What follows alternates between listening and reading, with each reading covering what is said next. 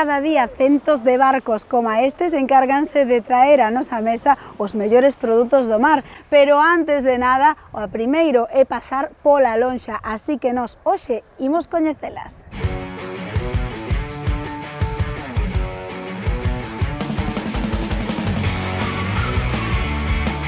As descargas teñen que ser o máis cerca da lonja e ten que ir a subasta en lonja sempre.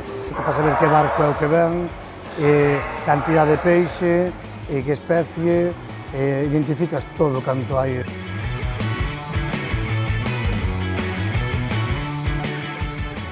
Nun día como hoxe saen da lonxa de Rianxo máis de 1000 kilos de ameixa. A calidade deste bivalvo é indiscutible, pero para que o consumidor conte con todas as garantías, vai avalado por un selo de calidade. A importancia do sello de pesca de Rías é verificar o peixe que sale fresco do mar e vai, como que indica, así directo ao consumidor.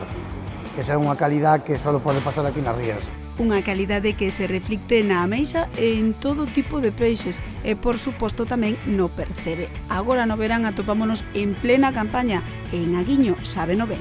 Produto recén chegado do mar e que vemos que xa ten a súa etiqueta.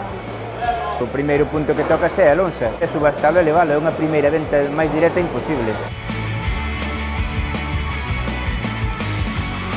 Este ano houve unha campaña moi boa de percebe, hai moita cantidade de percebe por todas as pedras. Procúrase deixar na pedra o mediano e o pequeno, para que vaya pouquinho a pouco collendo máis tamaño. Un percebe dunha calidade que mira que tamaño, que ten o percebe de Aguiño. Eu tiño comido percebe noutras zonas, pero este ten algo que os demais non teñen, que é o seu sabor.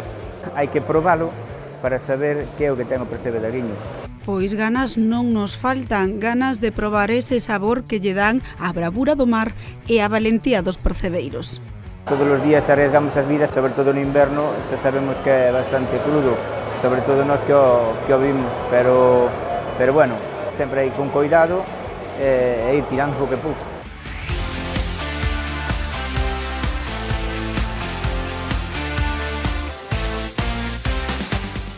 Ademais da súa importancia por volume de traballo, a lonxa de Portorobo convértese durante o verán nun gran reclamo turístico e unha das máis modernas.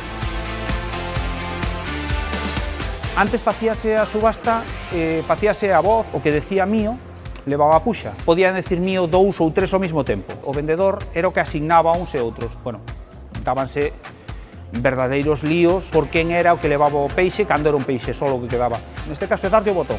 Si lle destes, destelles. Así é que os compradores xa desenvolveron unha boa rapidez co dedo, pero ollo que non son estes os únicos aparatiños, cintas que funcionan como pesas e un etiquetado moito máis sinxelo. As etiquetas din de onde sale o peixe e que no pescou, canto tempo leva pescado. O tempo é clave, máis fresco que aquí, imposible. É do mismo día. Eu de feito salgo ás 2 da mañán e ás 3 da tarde estou de volta. O sea, o noso peixe morreu a bordo do barco e cando tes aquí na lonja está máis fresco non pode estar. Xa o ven do mar á terra controlando ben todo o proceso. A mellor maneira de desfrutar con tranquilidade do noso. Non se compara con ningún outro produto, nin en outro país, nin en outro sitio. Ten algo que os demais non teñen, que é o seu sabor. Que no proba, pois volve a repetir.